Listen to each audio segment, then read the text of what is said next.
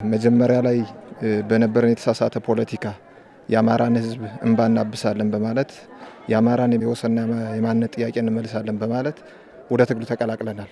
በትግሉም በመሪነትም በተመሪነትም ቆይተናል። ግን በጠበቅነውና በተነገረ ልክ አይደለም ትግሉ የነበረው። የአማራን ሕዝብ እንባ የሚያብስ ሳይሆን የአማራን ደም የሚያፈስ እንዲሁም የአማራን ሕይወት የሚቀጥፍና የአማራን ህልውና ዝቅ የሚያደርግ ነበር። በዚህ ልክም ብዙ ወገኖቻችን በግራም በቀኝ ማተናል። ይህ ሀቅ ነው። ትምህርት ቤት ተዘግቷል፣ ወድሟል። ጤና ጣቢያም ያው እንዲሁ እየተዘረፉ ነው የነበር። በዚህም ይሁን በዛም ያው የሚጎዳው ማህበረሰባችን ነው፣ ተጎድቷል። ይህ ትግል የተሳሳተ መሆን ከተገነዘብን በኋላ ነው የሰላም አማራጭ ብለን የመጣ ነው። የሰላም አማራጩ ደግሞ ለሁላችንም ነው።